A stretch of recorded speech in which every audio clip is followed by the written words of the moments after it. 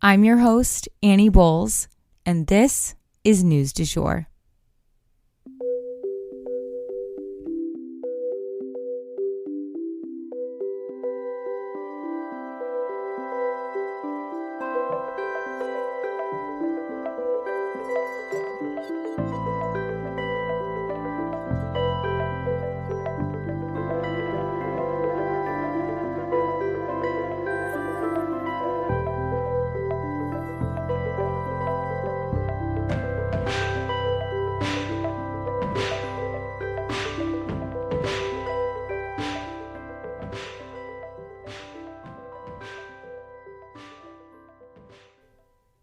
Hey everyone, and welcome back to the News du Jour, a calmer space to consume the news. Today I have no announcements here at the top, but we do have a quick mini story. I wanted to update you guys that the Georgia race is underway. At the time I'm recording this, Warnock is in the lead, the Democrat, so I will definitely keep you guys posted. But as a reminder, this is the last outstanding Senate seat from the 2022 election cycle. So everyone has their eyes on this race right now, and we'll have the results hopefully tomorrow. And with that, we will go ahead and jump into the big news for today, which is the hammer is really dropping right now on the Trumps. So I'm going to use the F-bomb here. Felony. Well, we all knew it was coming, but there are two cases that are moving forward in Trump land, and it does not look good. First and foremost, the Trump family and organization have now been convicted in a fraud case. The Trump family and organization lost their court case and were found guilty of tax fraud and 16 other counts of financial crimes. They were found guilty of all of the counts against them. The jury determined that the Trump organization had a long-standing scheme to raise and lower the valuation of their assets depending on the scenario. This basically helped them get more money with banks when they drastically overvalued their assets and properties, saying that they were worth a lot more than they really were. But it also helped them to avoid taxes and other penalties when they reported millions and millions in losses, saying that they lost all this money and they were worth a lot less than they actually were. Additionally, those who took part in this scheme were paid off in indirect ways, such as fancy cars, private schools, and luxury apartments, all off the books and very illegal. These convictions are sure to have political ripple effects, as obviously Trump is running in the 2024 presidential election. And they may provide just what the Republican Party needs as an excuse to separate themselves from the former president.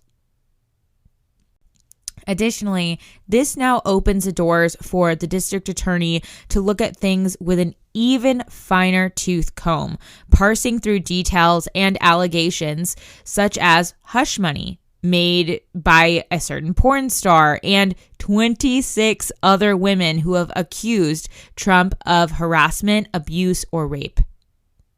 The Trump organization, the bedrock of his entire career, is now branded with the F word.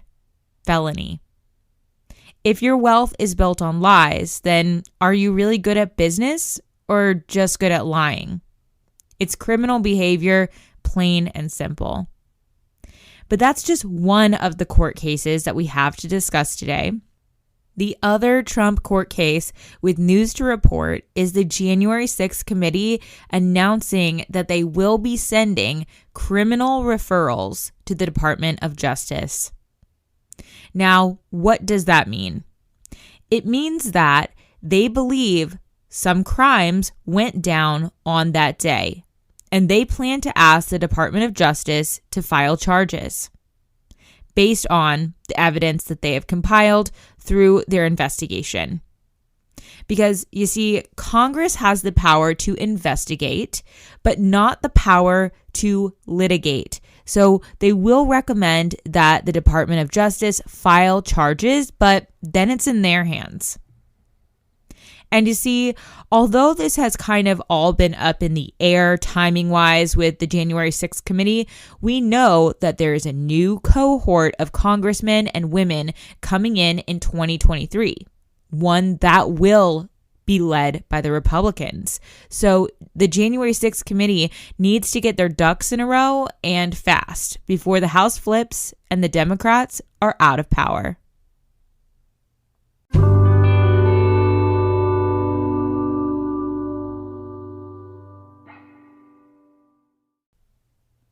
And last up for today, we are discussing the Chinese government allegedly stealing millions in U.S. COVID benefits.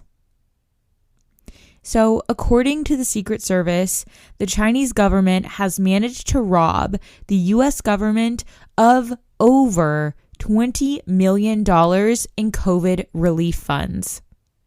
The types of funds stolen range from small business loans to unemployment insurance in more than 12 different states. The heist was committed by APT-41, a Chinese hacking group that at one point claimed to have thousands of machines working to hack people, according to NBC News. While we do know a ton of different domestic fraud cases happened during the pandemic, this is the first international one. But officials are worried that it may just be the tip of the iceberg. They have reason to believe that this group likely infiltrated every state in the union, but they only have evidence to back up so much right now. As the federal law enforcement official put it himself, quote, "The dark web is borderless," end quote. And that is the news du jour. Today, I wanted to leave you guys with the quote, "Don't chase butterflies. Build a garden and they'll come to you." If you enjoyed this episode, please subscribe on whatever podcast platform you use to listen. A rate and review or shout out on social media would mean the world to us and help us be able to keep creating the news du jour. But the best way to support all of our work is to become a patron at www.patreon.com/sugarfreemedia. You can also follow us on social media under sugarfreemedia.co on Instagram and just sugarfreemedia, all one word, on TikTok. We appreciate you listening and look forward to telling you about the news again next time on News du Jour. Broadcasting from